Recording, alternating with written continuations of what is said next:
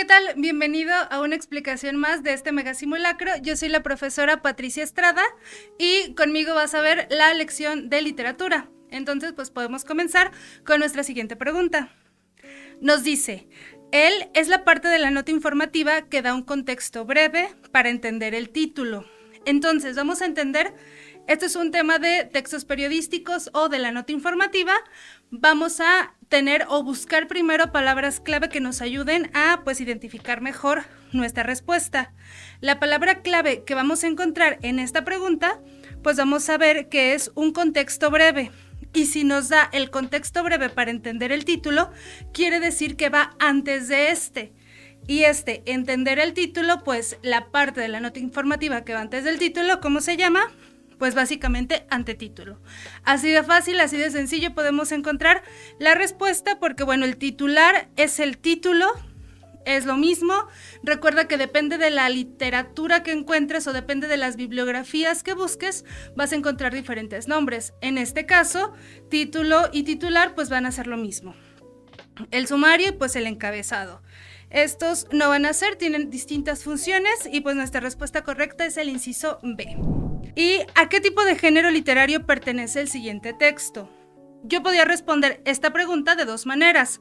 Esta es del tipo de preguntas sobre géneros literarios clásicos, ¿vale? Acuérdate que son tres, el épico, el dramático y el lírico. Por tanto, cada uno tiene características especiales. Yo puedo leer el texto, comprenderlo y saber qué tipo de género literario va a ser, pero en este caso es mucho más sencillo. Hay un género literario en el que encontramos estos nombres de los personajes, encontramos diálogos directos, que son las palabras exactas de los personajes, y encontramos estas cosas que están entre paréntesis que se llaman acotaciones o didascalias. Entonces, si yo veo que un texto tiene nombres de personajes específicos, tengo palabras textuales o diálogos directos se llaman, y didascalias tengo, o voy a saber que pertenece al género dramático, ¿vale? El género lírico es el que conocemos nosotros como los poemas. La comedia es un subgénero del texto dramático. Sí es un texto dramático, pero es un subgénero. Por tanto, pues lo vamos a descartar porque nos dice a nosotros un género literario específico. Y pues el género épico es el otro género literario. Ya te los había mencionado hace rato. A estos tres son los géneros literarios clásicos. Si a mí me preguntan por un subgénero de alguno de estos, pues ya van a tener distintos nombres, ¿sale? Esa es una de las claves que te puede dar respuesta correcta o incorrecta. Checar si me dice subgénero o el género en específico. Aquí también es para completar. El género, a diferencia de él, es más, ya que no están presentes los sentimientos del autor de forma explícita. Otra vez, cuando tú tengas oraciones para completar, algo que te sugiero es que respondas, digamos, la última palabra, esta de aquí, porque generalmente es la que te va a ayudar a entender estas dos, porque estas dos se suelen parecer mucho. Y también algo que hay que buscar siempre son palabras que nos ayuden a comprender, ¿sí? Palabras clave. Entonces, yo tengo aquí, ya que no están presentes los sentimientos del autor de forma explícita. Aquí me está dando una definición. ¿Cuál es la definición? Los sentimientos del autor de forma explícita. Ahí te lo subrayo para que lo reconozcas. ¿Y cuál es el género literario que no tiene los sentimientos del autor de forma explícita?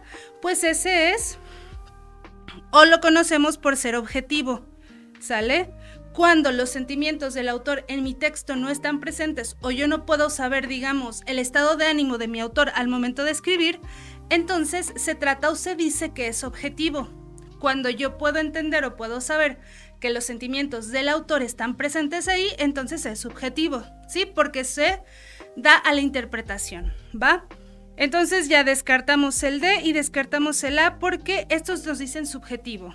Y ya vamos a ver qué género literario es objetivo. Pues yo sé que el género objetivo es el género épico, ¿sale? ¿Por qué? Porque el género es aquí le voy a poner épico, a diferencia del lírico. El lírico es más subjetivo, por esto mismo que te acabo de decir hace rato, porque pues tiene los sentimientos del autor presentes. Yo sé que el autor estaba triste, yo sé que el autor estaba enojado, yo sé que el autor ama a alguien, añora a su padre y todas esas cosas de las que hablan los poetas. Entonces, pues voy a saber que el lírico va a ser subjetivo y el épico va a ser objetivo. ¿Y cuál es el épico? Pues todas estas historias de héroes, andanzas, de el superpoderoso, etcétera, ¿vale? Entonces, el inciso C es nuestra respuesta correcta. ¿Y qué nos dice la pregunta 4? Esta también está dentro de las padres. La figura literaria que está presente en el siguiente ejemplo. Figura literaria, igual también del tema acerca de los poemas. Yo tengo personificación, símil, metáfora y paradoja. Vamos a ver cuáles son cada cual, si es que por alguna razón no te acuerdas de su definición. La personificación es cuando nosotros le damos vida a los objetos, ¿sí? Cuando decimos que mi almohada me llama todas las noches, ¿no? Cuando estoy dándole características humanas a la cosa que no es humana, o le estoy dando vida a lo que es inanimado, ¿sí? El símil va a ser una comparación, pero hay que tener cuidado porque la metáfora también es una comparación. ¿Cuál es la diferencia entre los dos? Aquí yo le pongo comparación directa y acá le pongo comparación indirecta.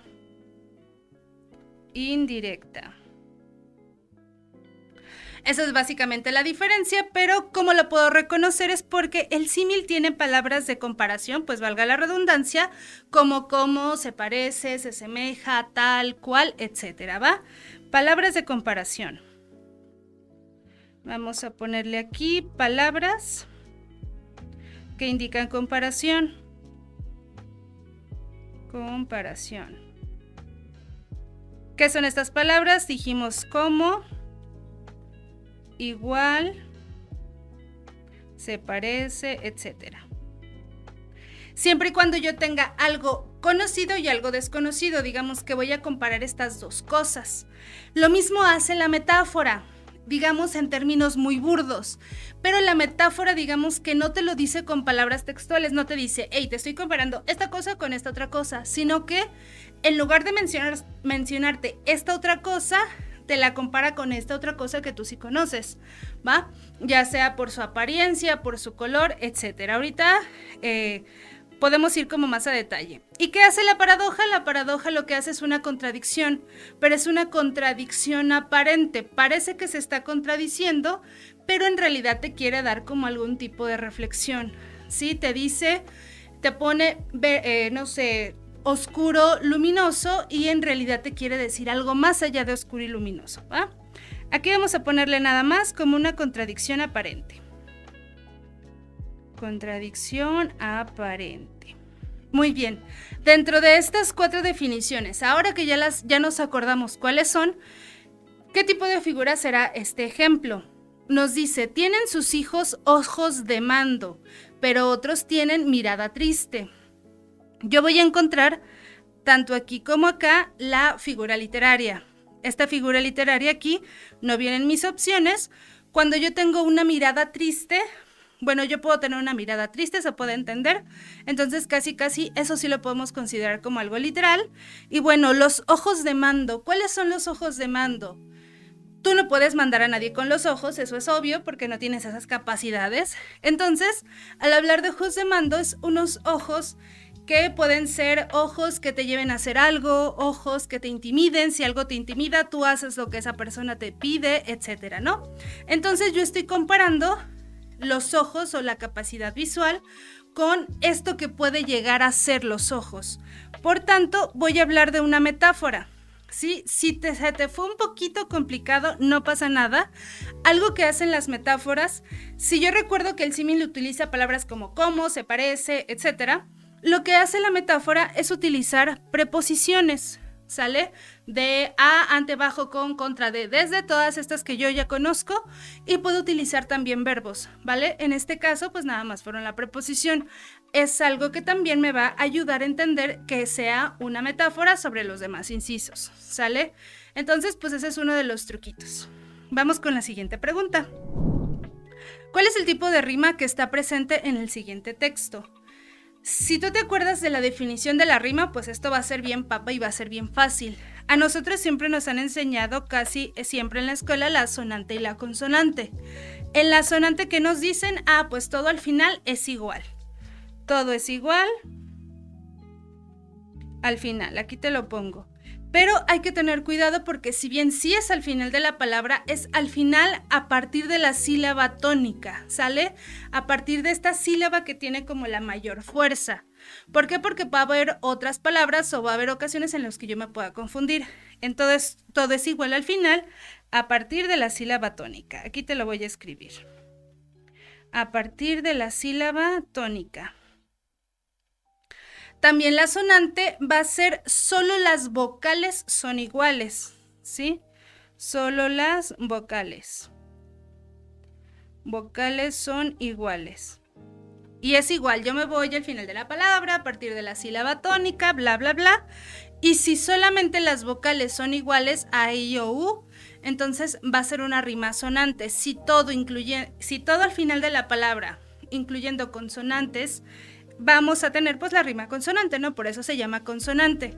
La rima asonante se llama así porque pues no tiene asonantes, así de divertidos son los literatos. Y bueno, la rima libre es aquella que no tiene nada, o sea, no tiene rima. Por eso su nombre dice que es libre, porque no tiene rima ni tiene, se le llama metro, o sea, un conteo de versos, no tiene rima ni versos específicos, digamos, versos contados, porque ese es todo un temota que nos puede dar aquí Año Nuevo si yo te lo explico en estos momentos. La rima blanca tampoco va a tener rima, no tiene rima, pero la diferencia es que sí tiene un conteo de versos, pero sí cuenta sus versos,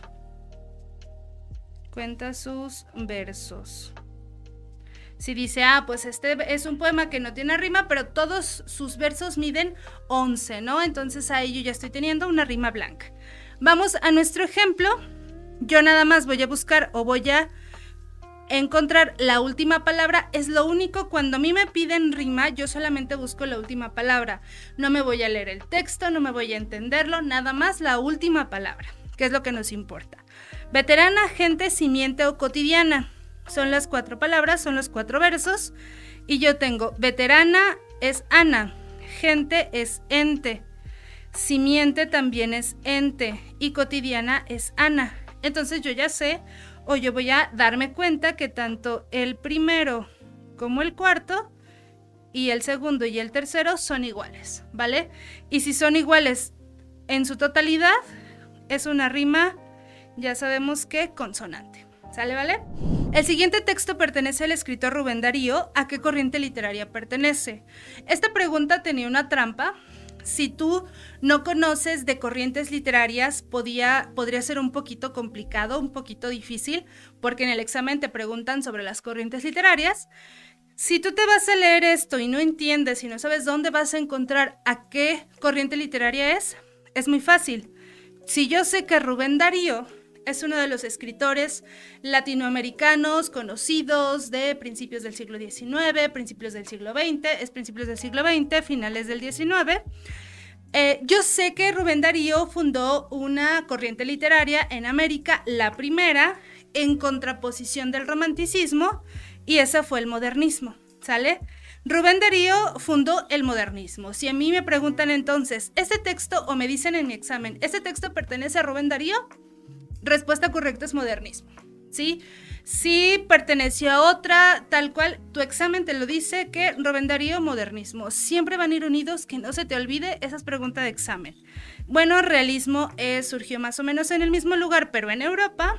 El romanticismo surgió antes, fue el que le dio, digamos, con el que estaba en contra los modernistas, y pues igual el naturalismo, ¿sí? Estos son con orígenes europeos y pues este es, digamos, el némesis de todos, el romanticismo. Y pues así de fácil, así de sencillo, porque yo sé que Rubén Darío es el fundador del modernismo. Vamos con la pregunta 7. Es el escritor mexicano, también está regalada, conocido por sus obras literarias como El llano en llamas y Pedro Páramo. este escritor mexicano nacido en Apulco, en Jalisco, va a ser Juan Rulfo. Ya le está dando una respuesta incorrecta. Juan José Arreola también es de Jalisco, pero él nació en Zapotlán. Carlos Fuentes y Octavio Paz son de la Ciudad de México, ¿no? Son de esos lares. Entonces, Juan Rulfo escribió El Llano en Llamas y Pedro Páramo, las únicas obras que escribió, y escribió por ello algún guión cinematográfico, pero sus únicas obras publicadas fueron estas dos y con las que se dio a conocer en todo el mundo. Entonces, casual, escribes 2 obras y te haces famoso en todo el mundo. Es el tipo de texto narrativo que se caracteriza por tener personajes y tramas simples. Tu examen de admisión en la parte de literatura aborda o sí se mete como a preguntarte algo muy específico en cuanto a corrientes, pero en este caso no tanto. Aquí nos preguntan sobre textos narrativos. Este es un tema aparte. Yo aquí tengo en mis opciones 4 textos narrativos. Mis palabras claves son personajes y tramas simples. Cuando una trama es simple, vamos a entender que esto va a ser un cuento. Sí, la novela se contrapone al cuento y eso lo va a hacer tu examen de admisión siempre. Te va a poner el cuento es simple y la novela es complicada, la novela es compleja, la novela tiene muchas tramas, tiene muchos personajes, mucho de ese tipo de cosas. Entonces es algo que tienes que recordar, cuento simple y novela complicada o las tramas son largas. Si tú te pones a pensar que el cuento es corto y la novela es larga, no, porque existen cuentos largos y novelas cortas. Entonces, ahí ya también nos metemos en una problemática y pues dejémoslo mejor en personajes simples, ¿sale? Y bueno, si bien la fábula y el mito también pueden ser simples, nada más darnos una trama, lo que los caracteriza pues son otras cosas, ¿sí? Ya sabemos nosotros que las fábulas pues tienen una moraleja al final y pues un mito es algo que se cree verdadero, pero que en realidad no hay como pruebas de ello, ¿no? Son historias de cosas que se creen verdaderas, ¿no? El chupacabras, por ejemplo. Nos dice que es el tipo de ficha que se encarga de reproducir el texto en su totalidad sin modificar las ideas originales del autor. No modifica sin modificar las ideas originales del autor. Entonces, una ficha, aquí vamos al tema de fichas bibliográficas o a las fichas de trabajo en su examen de admisión, que son los últimos temas de la parte de literatura. Yo voy a entender que este tipo de ficha que reproduce sin alterar las ideas va a ser la ficha de cita textual. Cuando tú haces una cita textual, ¿qué haces? Pues hablas o dices las palabras exactas que alguien dijo. Sí, es cuando nosotros hacemos las comillas a veces de pues y cito y ya das la cita textual, ¿no? Dices las palabras exactas, no modificas nada, reproduces las palabras. La ficha de paráfrasis lo que hace es decir la misma idea, pero con otras palabras, hace como todo lo contrario. La ficha mixta es una ficha de comentario con cita textual y la ficha de respaldo ni siquiera existe, ¿va? Nuestra respuesta correcta, el inciso D de dedo. Vamos a ver el ejemplo de una ficha bibliográfica. El inciso que ejemplifica una ficha bibliográfica. La ficha bibliográfica yo la voy a reconocer por ser esta ficha que habla de libros, diccionarios o enciclopedias, ¿va? No, de libros o diccionarios. ¿Por qué no enciclopedias? Porque las enciclopedias pueden ser en varios tomos, ¿sí? De lo que se trata es que una ficha bibliográfica te habla de un libro que ya se publicó en cierto año, etcétera. A diferencia, pues, de las hemerográficas, por ejemplo, ¿qué hacen las hemerográficas? Pues te hablan de periódicos o folletos, ¿sí? De cosas que se hacen, pues, periódicamente, los diarios, etcétera. Y bueno, vamos a buscar. Para saber una ficha bibliográfica, los elementos que tiene son nombre del autor, el nombre del libro, vamos a tener la editorial, el lugar de publicación y puede ser el número de páginas o a veces sin el número de páginas. Si yo me encuentro cosas, si vamos al inciso A, por ejemplo, aquí yo tengo una mirada hacia la vida de Elena Garro, tengo primero el título, ok, eso para entrar pues ya casi lo vamos a descartar, pero para descartarlo al 100%, si yo tengo aquí 23 de abril del 2015, archivado el 10 de marzo del 2018. Yo ya tengo varias fechas, ¿por qué? Porque seguramente esto es parte de una revista. Cuando tenga fechas de este tipo, generalmente son fichas hemerográficas, yo las voy a descartar, ¿Sale? Vamos a la siguiente. Aquí yo tengo Garro, Elena, el nombre de la autora, El accidente y otros cuentos inéditos, tengo el título del libro, Seix Barral, el nombre de la editorial, Biblioteca Breve, sigue siendo de parte de la editorial, primera edición, 1977. Cuando yo tengo nada más el año, generalmente o casi voy a saber que esa es una ficha bibliográfica, ¿sí? No necesito saber más, no necesito saber el tipo de citación APA, el tipo de citación MLA. Eso lo vas a saber en la carrera. Para tu examen real, para tu examen de admisión, nada más tienes que saber cómo está estructura, ¿sale? Y bueno, ya sabemos que esta cumple con las características que te dije hace rato. Aquí vamos a ver también, tenemos el nombre de un autor, 15 de octubre del 2016, tengo una fecha específica, Elena Garro, una escritora contra sí misma, El País. Pues aquí El País, yo sé que es un periódico, entonces si es un periódico, pertenece a las fichas hemerográficas y le decimos bye. Elena Garro, Los recuerdos del porvenir, 1995. Caray, aquí también tenemos nombre, título de algo y un año. Tú podrías decir, ok, esto también puede ser una ficha bibliográfica, no te lo voy a negar, pero de estas dos, ¿cuál es la más completa? Obviamente va a ser la B, porque esta le falta más información.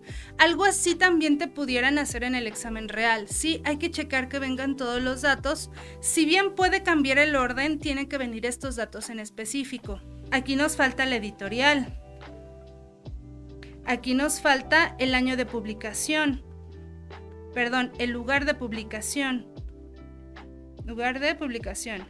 Entonces, no podemos decir que sea como tal una ficha bibliográfica. Esto es incompleto. ¿Sale, vale?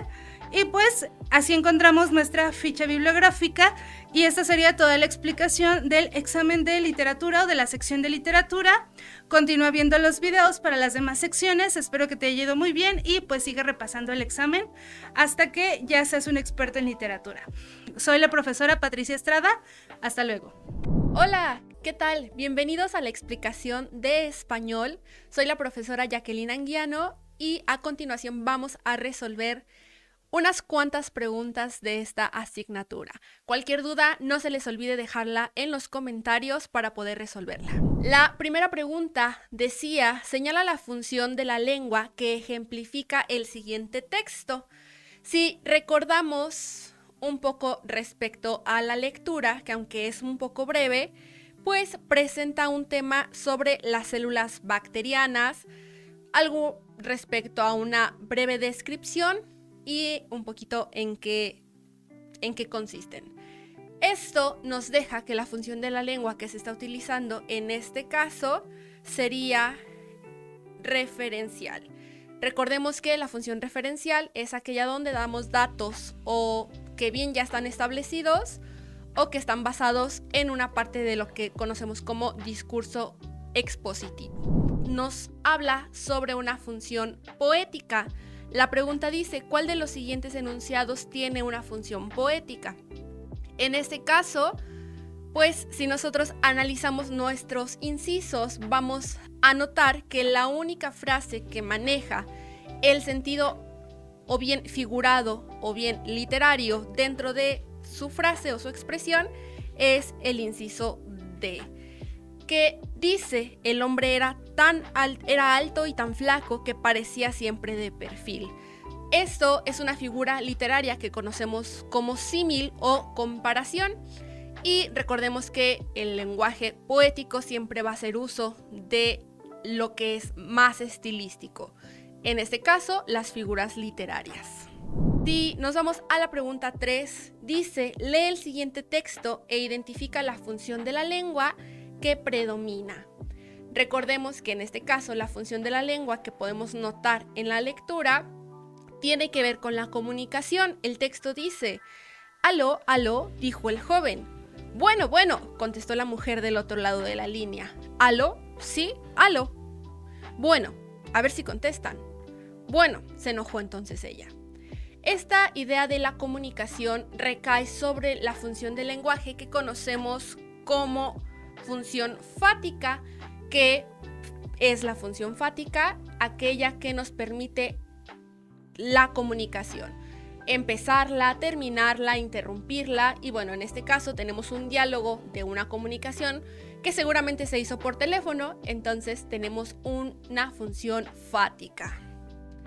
Espero que hasta aquí todo esté en orden con las funciones y que hayan sacado todas estas preguntas bien, porque son muy sencillas. La siguiente pregunta es respecto a los discursos, que en este caso, bueno, nos pregunta cuál es el que predomina más en el siguiente párrafo. Este párrafo inicia con: los neandertales habitaron Europa y Oriente Próximo hasta hace unos 30.000 años. Se extinguieron después de aparecer su sucesor, el hombre de Cro-Magnon, que era anatómicamente un humano moderno. Si nosotros continuamos con nuestra lectura, podremos notar que, aunque bien esto nos lleva a pensar en un discurso expositivo, porque finalmente nos está hablando de lo que sería una exposición, en este caso no vamos a elegir el discurso expositivo porque ya sabemos que dentro del examen de UNAM no se utiliza el discurso expositivo. ¿Qué discurso se utiliza para sustituir lo que conocemos como exposición? En este caso vamos a elegir siempre un discurso descriptivo. No importa que para nosotros sea exposición, si consideramos que nuestro discurso tiende a ser expositivo, entonces en este caso tendremos que elegir el discurso descriptivo. No olviden eso porque es muy importante. La siguiente pregunta dice: ¿cuál es la forma de discurso que se utiliza en el siguiente fragmento? Y bueno, empieza nuestro texto con: el verdadero enamoramiento llegó un poco más tarde e inesperadamente, cuando se cayó una vez durante un ensayo con tan mala suerte que se rompió una pierna. La llevé en brazos hasta la ambulancia que habíamos llamado de inmediato. Sentí en mis brazos su cuerpecito frágil y débil. De repente me di cuenta que yo medía 1,90 m y pesaba 100 kilos, mientras que ella era ligera y desvalida. Si nosotros analizamos un poquito esta lectura, notaremos que el discurso que se está empleando es el discurso narrativo, que en este caso es lo que sería una historia. No lo sabemos si es un cuento, no sabemos si es una novela, simplemente sabemos que tenemos un personaje o personajes dentro de nuestro relato y que nos están describiendo una acción o un acontecimiento. Esto nos lleva a notar que pues, el discurso utilizado tiene que ser narrativo. La siguiente pregunta dice: señale el discurso del siguiente texto. Y bueno, en este caso volvemos a lo que ya sucedió en la pregunta anterior. Dice: los virus informáticos se transmiten generalmente a través de las memorias USB o de los archivos enviados por Internet. El intercambio de documentos entre usuarios provoca la entrada de estos inquilinos en la computadora. Los virus suelen esconderse en un programa de aspecto inocente, de manera que al ejecutarlo el virus se activa. Obviamente nosotros podemos continuar con el texto, pero ya pudimos notar que, aunque otra vez parece ser un discurso expositivo, pues sabemos que no tenemos que elegir expositivo, sino descriptivo, ya que el examen así nos lo pide. Pasamos a la pregunta 7, que ya no es una pregunta de tipo de discurso, sino en este caso de estructura. La pregunta dice: relaciona los elementos que estructuran el texto con las ideas contenidas en él. Algo que pudieron haber notado es que nos pide 4 puntos: la presentación del tema, el planteamiento de la tesis, la argumentación y la conclusión, y que seguramente notaron que del lado del texto no son 4 opciones, sino 5. Eso quiere decir que dentro de nuestros incisos vamos a dejar uno de los incisos del texto fuera de la respuesta, ¿sí? Solamente tenemos que elegir 4 incisos, pero tenemos 5. Entonces, en ese caso, simplemente lo más indicado sería leer el texto y buscar dentro de nuestros incisos cuál corresponde a la presentación del tema, cuál corresponde al planteamiento de tesis, cuál corresponde a la argumentación y cuál corresponde a la conclusión. lo que nos lleva a elegir como respuesta correcta el inciso A. La presentación del tema se une al inciso B, que dice: ¿te gustaría que tu médico te atendiera por internet? Recordemos que las preguntas son una muy buena forma de iniciar siempre un texto y que en este caso pues funge como lo que sería la presentación del tema. Después dice: cada vez más pacientes ven esta idea como una opción viable para consultar a un especialista, que sería pues nuestro punto número 1. Nuestro punto número 2, que es el planteamiento de la tesis, dice: la telemedicina o consulta a distancia es producto de la economía. Ahí nos está presentando cuál es el conflicto, cuál es el punto de la investigación, ¿no? Entonces, la opción A sería nuestro punto número 2.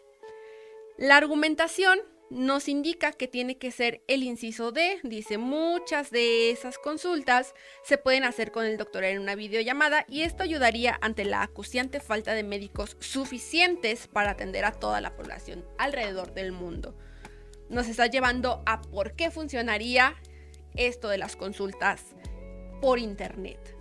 Y la última, que es la 4, la conclusión, dice: la telemedicina ha despegado particularmente en los países nórdicos y es atendible que en poco tiempo reemplace la atención médica directa.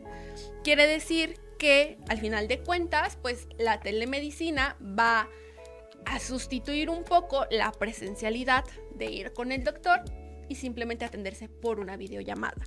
El único inciso que queda fuera en este caso es el inciso C, que bueno, habla como de un caso en concreto que bien podría funcionar dentro pues de no la conclusión como tal, pero un preconclusión. Sin embargo, pues no la elegimos porque tenemos una conclusión que es más puntual respecto a los puntos que nos está pidiendo la pregunta.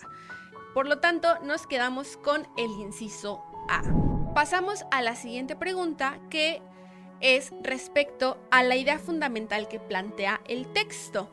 Esto es la idea principal, ¿sí? El texto, que si bien probablemente notarán no está completo dentro de esta explicación, sí marca los puntos más relevantes que los hacen o que los hicieron elegir la respuesta correcta. Dice: en el mundo de los seres animales se libra una encarnizada lucha por la existencia. Una de sus formas de sobrevivir es la ayuda mutua. La conveniencia de la ayuda mutua se ve confirmada por el hecho de que está consolidada por los instintos diversos. La ayuda mutua es lo más típico de los rebaños de animales. Si bien en el texto ya están marcados estos puntos importantes, lo que nos lleva a elegir la respuesta correcta, que en este caso tendría que haber sido la opción A, que dice: la ayuda mutua es la lucha por la existencia. Las otras 3 opciones, pues además de que quizás, por ejemplo, la opción de la ayuda mutua sí lo menciona, después habla sobre la simbiosis y bien en el texto completo este era más un subtema y no la idea más importante. Entonces estas 3 opciones, los rebaños de animales como simbiosis, la actinia como método de defensa y la ayuda mutua, la simbiosis y la asociación, pues serían más bien como temas secundarios y por lo tanto se descartarían dentro de esta pregunta.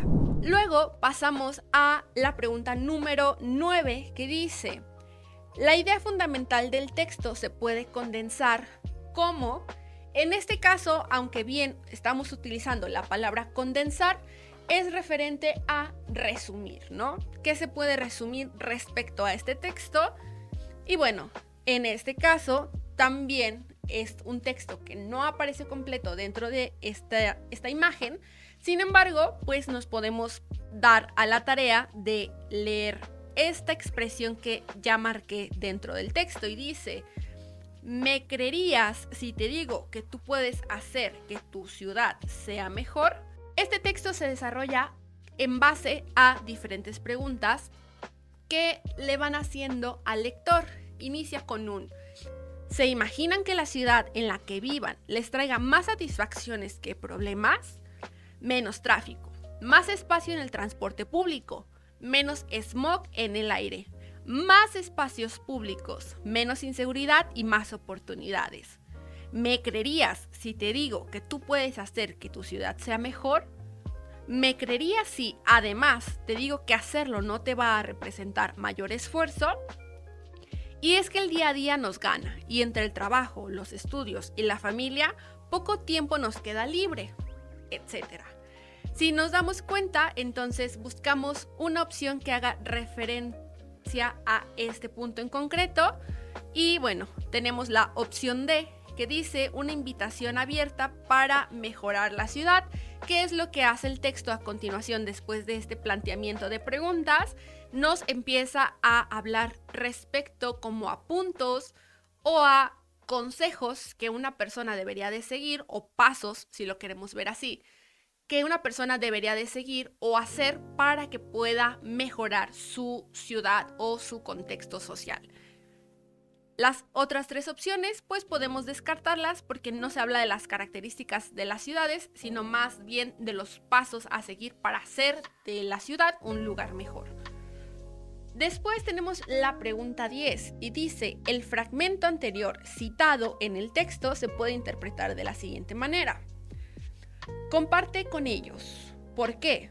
Porque cuando aflore alguna problemática, será más fácil luchar por algo en común y quizás van a necesitar hacerlo.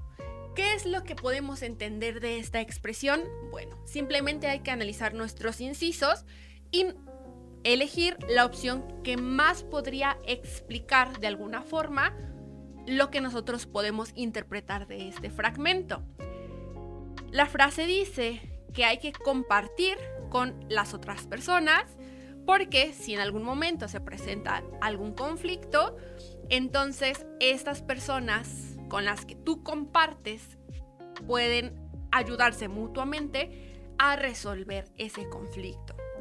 Entonces, la opción C dice, si puedes socializar e intercambiar puntos de vista con tus vecinos, que en este caso es la gente con la que tú estás compartiendo, cuando se presente alguna contrariedad, ahí está el problema, será más fácil afrontarla, lo cual posiblemente pasará, que básicamente es un pequeño parafraseo del texto que tenemos de este lado. Y bueno, entonces técnicamente las otras opciones son descartables y la opción C tendría que ser nuestra respuesta correcta al ser una paráfrasis de nuestro fragmento. Tenemos luego la pregunta número 11 que dice, elige la opción que tiene una oración bimembre. Recordemos que las oraciones bimembres son aquellas que cuentan con sujeto y con predicado. Eso quiere decir una persona que realiza la acción y una acción que se está realizando. Por lo tanto, la respuesta correcta es el inciso B, que dice no ha salido el sol. El no ha salido es parte del predicado y el sol, que es nuestro sujeto, bueno, tenemos nuestra oración bimembre que consta de estas dos partes, sujeto y predicado. Las otras opciones como tal, pues simplemente son como partes descriptivas, no tienen una acción que se lleva a cabo, por lo tanto se descartan. ¿Cuál es el predicado de la siguiente oración? Ya sabemos que el predicado, lo acabamos de mencionar, es parte de la acción realizada por el sujeto. Dice, 4 iglesias hay en el pueblo, la vieja, la de San Pedro, la de la Purísima Concepción y la de la Virgen del Refugio. Si nosotros analizamos nuestros incisos, bueno, la opción A dice 4 iglesias hay en el pueblo, que bien, tenemos aquí el verbo, que es el que realiza la acción y por lo tanto forma parte del predicado, pero lo tenemos con el sujeto. Por lo tanto, esta opción podemos descartarla, ya que solamente nos preguntan por el predicado. La opción C menciona al sujeto nuevamente y los elementos que componen al sujeto. Por lo tanto, la opción C también la descartamos. Y la opción D, de igual manera, ya que otra vez se mencionan los elementos del sujeto, Por lo tanto, nos quedamos con la opción B, que es la que presenta el verbo, y por lo tanto nos quedamos con esta parte como predicado. Hay en el pueblo. Elige la oración que no haga un uso adecuado del gerundio. Muy importante leer aquí no. Que no haga un uso adecuado. Quiere decir que tenemos que buscar un gerundio que esté mal empleado. Dice, lavando su coche se fue a jugar dominó. Lavando, ahí está nuestro gerundio. En la opción B es aplicando sus conocimientos. En la opción C es gritando. Y en la opción D es consiguiendo. La respuesta correcta está en el inciso D. ¿Por qué? Porque el gerundio tiene un error que se llama error de posterioridad. ¿Qué quiere decir esto? Que el gerundio no puede realizarse o no puede escribirse correctamente después de la acción que se realizó. La acción que sucede primero, en este caso, es la que tendría que llevar el gerundio, a lo cual le llamaríamos gerundio de anterioridad, tal como pasa en los 3 incisos A, B y C. Por ejemplo, dice, lavando su coche se fue a jugar dominó. ¿Qué sucedió primero? Primero lavó su coche y luego se fue a jugar. Eso quiere decir que lo que está escrito con gerundio sucedió primero y lo hace correcto. Compró un excelente carro aplicando sus conocimientos. ¿Qué sucedió primero? Primero aplicó sus conocimientos y luego compró el carro. Gritando, vítores recibieron al cantante. ¿Qué sucedió primero? Primero gritaron y luego recibieron al cantante. En estos casos, los 3 incisos que nosotros tenemos son con el uso de anterioridad, que son correctos. Pero en el caso del inciso D, primero se quedó sin empleo y luego consiguió uno mejor. Y consiguiendo, como es la segunda acción, no debería de llevar el gerundio y por lo tanto es un uso incorrecto llamado error de posterioridad.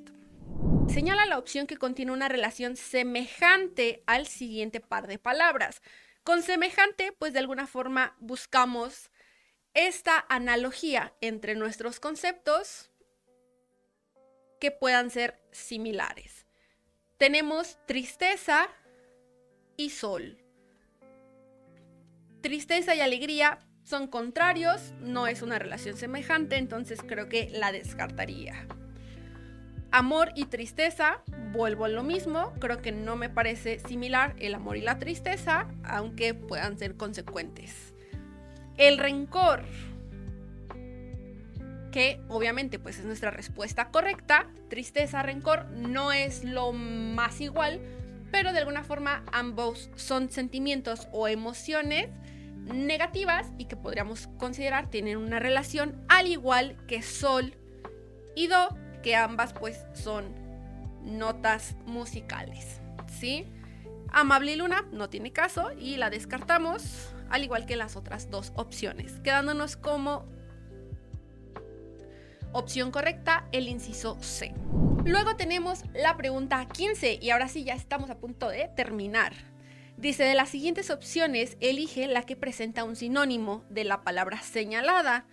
Sinónimo, conceptos iguales. Dice, Jorge es todo un narciso.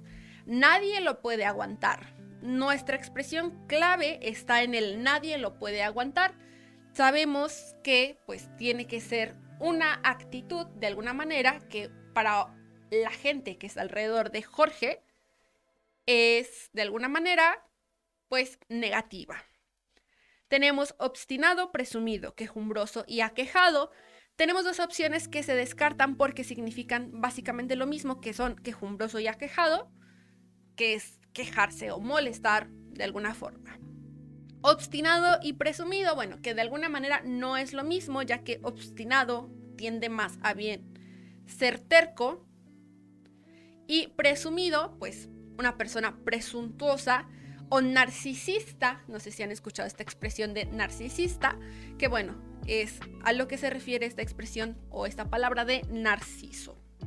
Por lo tanto, nos quedamos con la respuesta correcta en el inciso B, como presumido. Vamos a la pregunta 16 que nos pide la opción que está escrita de manera correcta con la ortografía adecuada. Sí, bueno, y nosotros podemos analizar cada una de las opciones. Dice la opción A, los niños corrían por los pasillos de la escuela en desorden. Bueno, corrían debería de llevar acento y por ende la descartamos. Yo solo sé, este sé de saber debería llevar acento, al igual que este sé y al igual que este. Dice, yo solo sé que no sé nada, frase que se le atribuye, también lleva acento, a Sócrates, que también debería llevar acento. Acordado entre todos que terminarían el trabajo antes del mediodía. Las palabras tienen los acentos en el lugar adecuado y bueno, nuestra opción correcta pues obviamente es la opción C, pero analizamos la opción D que dice prometió pagar su deuda, más hasta hoy no lo ha hecho. Este es un acento mal ubicado, esta palabra no debería de tener ese acento ahí y por ende pues la opción D también la descartamos. Quedándonos con la opción C, como ya habíamos mencionado. Nos vamos a la pregunta 17 y casi última, que dice, ¿cuál de los siguientes incisos contiene un enunciado con la ortografía correcta? Volvemos otra vez a esta parte de lo que es la redacción. Y dice, nunca pude entender cómo realizaba sus trucos de desaparición solo después de su muerte. La verdad salió a la luz. Los nudos no eran ajustados totalmente. Que bueno, señale las palabras que están acentuadas con una acentuación correcta y podemos analizar que, por ejemplo, la opción B no tiene la acentuación en el cómo, que podemos analizar que la opción C no tiene la acentuación en salió y la opción D tiene una acentuación extraña en el pude entender cómo. Bueno, además de este uso de los signos de puntuación, punto y coma, dos puntos, punto y coma, cuando lo correcto sería con los dos puntos. Dejando como respuesta correcta el inciso A. La pregunta 18 que dice, elige la palabra aguda. Recordemos que la palabra aguda tiene que ver con la acentuación o la sílaba tónica que suena más fuerte o que suena menos fuerte, ¿no? En este caso tenemos la opción A como respuesta correcta, pared, que si bien la regla gramatical dice que se acentúa cuando termina en NS o vocal, en este caso no está acentuada porque termina en una D. Y no pueden ser las otras tres opciones porque la acentuación, que bien, aunque terminan en vocales, no lleva acento en esa palabra. No sería radió, trompó o largó, que bueno, pues no deberían ser agudas. La única que sería aguda en este caso es pared, que podríamos notar que la sílaba tónica o la sílaba fuerte está en la palabra red, no de red. Y como termina en D, ya lo mencioné, no se acentúa, pero no por ello deja de ser una palabra aguda. Espero que hayan sacado todas sus preguntas bien y si no, si tuvieron algún error, recuerden seguir revisando sus videos, revisar sus explicaciones, dejar todas las dudas que surjan para que cuando ustedes presenten su examen tengan todo muy claro y puedan ser futuros admitidos UNAM. Muchas gracias. Yo soy la profesora Jacqueline Anguiano de Español y nos vemos luego. Hola, ¿qué tal? Bienvenidos a la explicación de la sección de Filosofía del Megasimulacro UNAM. Yo soy la profesora Estefanía Mora y vamos a revisar las preguntas de esta sección. Cualquier duda que tengan pueden dejarla en los comentarios. Muy bien, vamos a empezar con la primera pregunta. Nos dice, selecciona el conector lógico adecuado para unir las siguientes proposiciones y tenemos este enunciado incompleto. Nos dice, si leo mucha literatura, está el espacio en blanco, seré una persona culta. Bueno, este tema tiene que ver con el tema o la rama de la filosofía de la lógica, específicamente con lógica proposicional, y se trata de alguna manera de traducir del lenguaje natural al lenguaje formal de la lógica proposicional. En este caso, el lenguaje formal se compone de signos de este tipo, ¿bien? Entonces, primero que nada se trata de leer muy bien. Nos dice, si leo mucha literatura y luego seré una persona culta. Aquí lo que nos va a dar la pauta para contestar es este sí. La palabra sí, así sin acento, nos indica una condición. Entonces, podemos suponer que lo que va en esta parte de aquí es un condicional. Si esto, entonces esto. La manera en la que en la lógica proposicional se simboliza un condicional es justamente esta flechita de aquí. Por lo tanto, la opción A es la respuesta correcta. Solamente para comentarlo, la opción B tenemos este simbolito de aquí, que es como una V. Ese vendría a ser una disyunción, expresa exclusión o alternancia entre dos opciones. O esto o lo otro. No es el caso de la relación entre estas dos. Estas dos más bien es de condición. Si esto, entonces esto. O de causa-consecuencia. El símbolo de acá, de la opción C, es una negación. Esta más bien es para negar alguna afirmación. Por ejemplo, si dijera no seré una persona culta o no leo mucha literatura, necesitaría llevar en la traducción al lenguaje formal este simbolito de la opción C, que es la negación. Y por último tenemos la opción D, que es una V invertida, ¿verdad? Este sería una conjunción y nos ayuda para añadir información. Esto y esto, ¿bien? Ok, pero en este caso, si leo mucha literatura, entonces ser una persona culta, la mejor respuesta es A. ¿Qué opción completa de mejor forma el siguiente argumento? Todavía estamos en temas de lógica. Nos dice, Alejandro estudió con varios exámenes de simulación y pasó su examen de admisión. Alfonso también estudió con varios exámenes de simulación y pasó el examen. Lo mismo que Edgar y Gabriel. Por lo tanto, ok, en este tipo de ejercicios estamos buscando la opción que sirva mejor como conclusión para este argumento. Es decir, que sí se siga o sea coherente de las premisas que ya nos está dando. O sea, buscamos algo que no exagere, que no ponga información de más. También conocer la estructura de los tipos de argumento puede ser muy útil para este tipo de ejercicios. En este caso, este ejemplo de acá nos da, las premisas son 4 casos. El caso de Alejandro, de Alfonso, de Edgar y Gabriel, donde se cumple lo mismo. Estudiaron con exámenes de simulación y pasaron su examen de admisión. Entonces, esta es la forma clásica de un argumento inductivo, que de casos particulares después se hace una generalización, pero una generalización probable. Bueno, si esto ocurrió en este caso, en este caso, en este y en este, podemos suponer que probablemente a alguien que siga el mismo procedimiento le podrá ir igual, ¿no? Entonces, vamos a buscar una conclusión que se parezca a esto. Tenemos la opción A. Primero, los alumnos que no hagan exámenes de simulación no serán admitidos. Bueno, el problema con esta opción es que absolutiza. Nos está diciendo, todos los alumnos que no hagan exámenes no van a ser admitidos y no podemos afirmar eso a partir de 4 casos. Tenemos la opción B también. Todos los alumnos que estudien con exámenes de simulación pasarán su examen. Mismo caso que con A, pero al revés, ¿no? Sigue generalizando.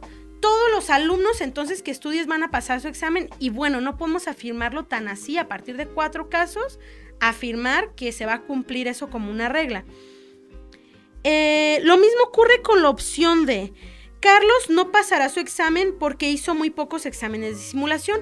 Aquí lo que ocurre es que alguien sí hizo exámenes, pero está diciendo que no va a pasar el examen, entonces de alguna forma contradice lo que nos está diciendo el ejemplo. Entonces se elimina. Lo que nos deja como respuesta correcta C. Nos dice, los alumnos que estudian con exámenes de simulación es más probable que pasen su examen de admisión. Aquí pues sí se está haciendo una generalización a partir de estos 4 casos, pero se queda como una buena respuesta porque dice es más probable. Bien, no lo está afirmando o no está siendo absoluto de que siempre va a ser así. Entonces, respuesta correcta en esta pregunta C. Elige el tipo de fenómeno del lenguaje natural presente en el siguiente enunciado. Esto también tiene que ver con el tema de lógica, tiene que ver con el tema del lenguaje natural o falacias, ¿no? Estamos buscando algo que haga algún, ¿cómo se dice? Fenómeno del lenguaje que pues exprese alguna ambigüedad en el enunciado. Vamos a ver, nos dice, en esta noche tormentosa el viejo Oliver salió a la proa con una vela encendida, pero el aire era tan fuerte que una de las velas apagó su luz. Entonces aquí tenemos vela y velas, ¿no?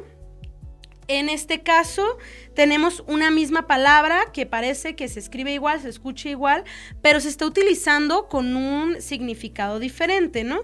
Acá esta vela pues sería estas que son de cera para alumbrar y estas de acá serían la de los barcos, ¿verdad?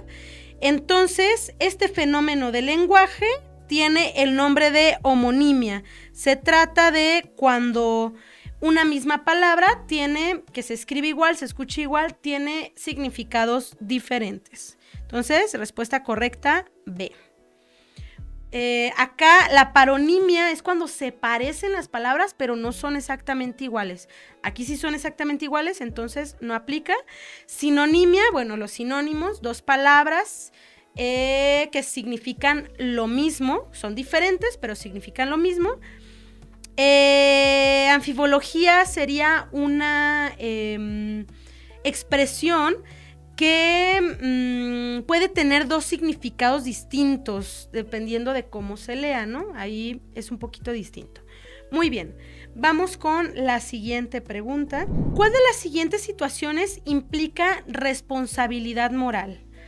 Ok, aquí ya pasamos a otro tema, dejamos a un lado las preguntas que tienen que ver con el tema de lógica y entramos en el tema de ética. Muy bien. Esto es muy común en el examen, que vengan preguntas con diferentes casos y tenemos que elegir los que impliquen de alguna manera responsabilidad moral, que tengan que ver con una reflexión en torno a lo que es bueno y malo, con que la persona lo elija de manera libre, etcétera. Vamos a ver los casos. Tenemos la opción A. Valeria lleva a su gato al veterinario para una revisión anual, para que le pongan sus vacunas correspondientes, aunque está sano. B. Pedro planea sus vacaciones con meses de anticipación, porque le gusta tener todo en orden cuando se acerque la fecha. C. Marianne decide ordenar comida rápida, aunque tiene suficiente comida para cocinar, porque tiene mucho trabajo y no tiene tiempo. D. Graciela encuentra una cartera tirada en la calle con dinero, tarjetas y una identificación, así que usa los datos para localizar al dueño y devolvérsela. Ok, aquí la respuesta correcta sería C, porque es un caso donde hay un dilema moral, ¿verdad? Se encuentra una cartera y ella reflexiona sobre que en este caso Graciela, sobre qué es lo más correcto que debe hacer para solucionarlo. Entonces, en lugar de decidir a lo mejor quedarse con ella, quedarse con el dinero, decide localizar al dueño y entregarle su tarjeta. En el caso, por ejemplo, de A, pues es algo que ella realiza, a lo mejor sí es responsable, pero es algo rutinario, algo anual, ¿verdad? Digamos, no la pone en un dilema ético como ocurre en la D. Con B también es algo que la persona decide hacer, a lo mejor para al final no tener problemas, no hacer todo apresuradamente en su viaje, pero de la misma manera no tiene que ver con algo moral, algo que sea sujeto a ser correcto o incorrecto, como podría ocurrir con el caso de Graciela y la cartera. C. Marianne decide ordenar comida rápida. Bueno, pues eso tiene que ver con las circunstancias de la vida y tampoco es algo susceptible a ser bueno o malo. Entonces, en la pregunta 4, respuesta correcta D. El siguiente caso pertenece a una postura moral. Y tenemos que completarlo. ¿Cuál es la postura moral? Nos dice, los amigos de Kenia tienen tatuajes y perforaciones. A pesar de ello, ella no se pondrá alguno porque va en contra de los valores familiares que le inculcaron. Entonces tenemos varias opciones: A, heterónoma; B, libertarista; C, religiosa; y D, autónoma. Aquí a lo mejor el mayor distractor podrá ser religiosa, porque dice, que no lo hace por valores familiares, pero en ningún momento se menciona algo de la religión. Entonces, por esa razón, no puede ser una buena respuesta.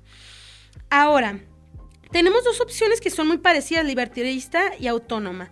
Esto ocurre cuando alguien toma una decisión por sí mismo, digamos por una reflexión totalmente independiente del individuo, sin presiones externas o sin que de afuera algo de la sociedad, de la familia, algún reglamento se lo imponga. Entonces, aquí lo que está ocurriendo con Kenia es que ella decide no hacérselo, pero sí por algo externo, digamos, los valores familiares que le inculcaron, ¿no? No está diciendo que es por una reflexión propia ni nada de esto. Por esa razón podemos eliminar libertarista y también autónoma. Lo que nos dejaría como respuesta correcta a heterónoma.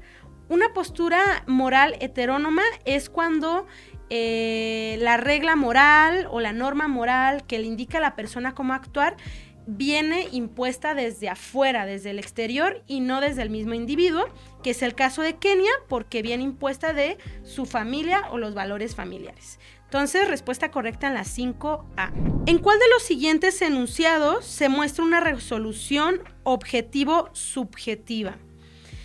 En este tipo de ejercicios estamos buscando alguna situación, algún enunciado que tenga algo que sea tanto objetivo como subjetivo.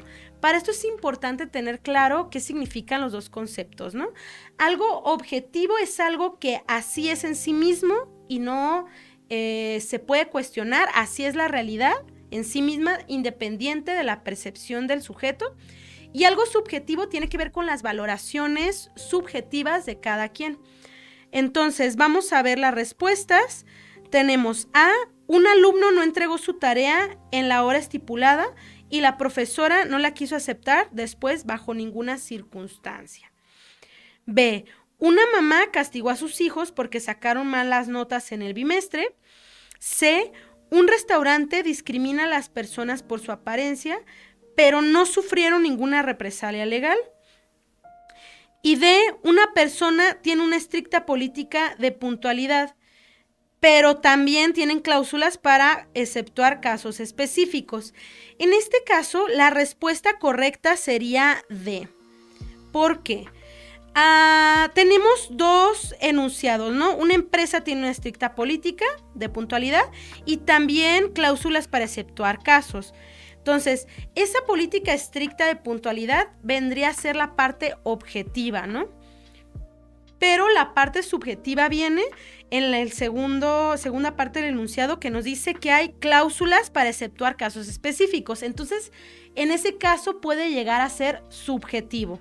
Siempre cuando vengan ejercicios de este tipo, objetivo-subjetivo, vamos a estar buscando que venga un enunciado que tenga que ver con algo más objetivo y algo que tenga que ver con algo más subjetivo o de casos específicos, como aquí en el caso de D. Los demás tienen un poco más que ver con alguna decisión moral, donde no hubo represalia, pero no encontramos de manera tan marcada algo que sea objetivo y algo que sea subjetivo, como es en el caso de D. ¿Qué visión se advierte en esta conclusión? Y podemos ver en las respuestas que viene libertarista, determinista, utilitarista, objetivista. Aquí, también tiene que ver con el tema de ética o moral, ¿no? Vamos a ver un caso y tenemos que identificar, pues, cuál es la postura moral, ética que tiene. Nos dice, la realidad material que nos rodea tiene una fuerte influencia en nuestro modo de pensar y de actuar. Esta influencia es inevitable y evidente. no podemos desligar el proceder humano de su contexto social. O sea, ¿qué es lo que nos está diciendo este pequeño parrafito? Que nuestra manera de actuar también está determinada por el contexto, por los demás. Entonces, no vendría a ser libertarista porque no está poniendo de alguna forma la responsabilidad únicamente en el individuo. Aquí la mejor respuesta sería determinista. ¿Por qué? Porque nos está diciendo que el actuar está determinado por un agente externo, en este caso, pues por el contexto social. Objetista, bueno, también aquí más bien sería objetivista en todo caso, y tampoco podría ser porque no es algo que ponga en juego lo subjetivo y lo objetivo, ¿bien? Simplemente que el actuar está determinado por el contexto. Escoge la cuestión que es parte de la metafísica. Ok, aquí ya dejamos las preguntas de ética. Aquí tenemos una pregunta del tema de ramas de la filosofía. Recordemos que tenemos distintos campos o ramas en la filosofía. La lógica, por ejemplo, ¿no? La ética. También tenemos la ontología, ¿no? La metafísica, la epistemología, que tiene que ver con el conocimiento, la estética, que tiene que ver con el arte, etcétera. Entonces, esta pregunta tiene que ver con eso, es un poco más teórica. Nos está preguntando la cuestión, una pregunta que tenga que ver con la reflexión de la metafísica, ¿bien? Primero, para empezar, habrá que ver qué es la metafísica. Recordemos que la metafísica es una parte de la ontología, digamos un subtema, una subrama de la ontología que estudia la naturaleza, la estructura, los componentes y los principios fundamentales de la realidad, ¿ok? Entonces, aquí, por ejemplo, lo que tiene que ver, las dos preguntas que tienen que ver con tema de metafísica, ontología, son A y B, ¿bien? Podemos eliminar la opción C porque nos habla del conocimiento, eso tendrá que ver más con epistemología. Y podemos eliminar también la D, que nos dice el poder se tiene o se ejerce, que tendrá que ver con algo más ético o tal vez con una reflexión de filosofía política. Entonces tampoco sería. ¿Cómo escogemos aquí entre A y B? En A nos dice cuál es el propósito de nuestra existencia y B, ¿qué es el ser? En este caso, ¿qué es el ser? Directamente tiene que ver con ontología. El ser, recordemos que es la realidad, ¿bien? Entonces, por esa razón podemos eliminar D, porque nos está preguntando específicamente de la metafísica. También podemos entender metafísica por su origen etimológico, tiene que ver más allá de lo físico. Entonces, el ser podemos entenderlo como la existencia o la realidad, y eso no necesariamente es algo fuera de lo físico, dependiendo de la postura ontológica. En cambio, pensar en el propósito de nuestra existencia, sí es algo que no tiene que ver tanto con algo físico que esté ahí, sino con una reflexión más metafísica, más algo que está más en el imaginario, en nuestra mente. Por esa razón, la mejor respuesta entonces sería la opción A. Muy bien. Una cuestión que tenga que ver con la metafísica, ¿cuál es el propósito de nuestra existencia? Opción A, y descartamos la opción B de qué es el ser, porque esa tiene que ver más directamente con la ontología como tal y no con la metafísica. ¿Cuál de las siguientes formulaciones pertenece a la corriente utilitarista? Esta es una pregunta como tal teórica, tiene que ver con posturas y corrientes de la filosofía. La verdad es que este no es un tema tan amplio o que no viene tanto en el examen, pero sí podrá venir al menos una pregunta de esto, entonces vale la pena revisar las corrientes y las posturas filosóficas, al menos las más importantes a lo largo de la historia. Aquí en este caso nos preguntan por una postura utilitarista, ¿bien? Entonces tenemos la opción A, un buen gobierno debe ser aquel que vea siempre por el bien común y actúe en función de la mayoría. B, hoy en día la principal meta de los gobiernos debe ser mejorar la imagen de su pueblo ante el mundo. C, los gobernados deben ejercer su poder para exigir a sus representantes condiciones de vida justas. Y D, cada pueblo tiene el gobierno que merece. Primero que nada, tendríamos en esta pregunta que tener muy claro qué significa el utilitarismo.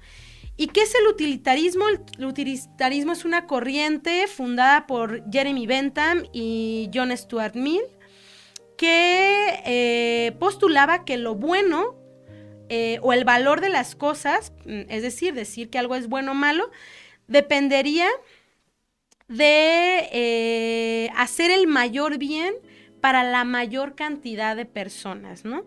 Así es como se valora una acción desde el utilitarismo. Y la opción que mejor representa esto, en este caso, sería la opción A.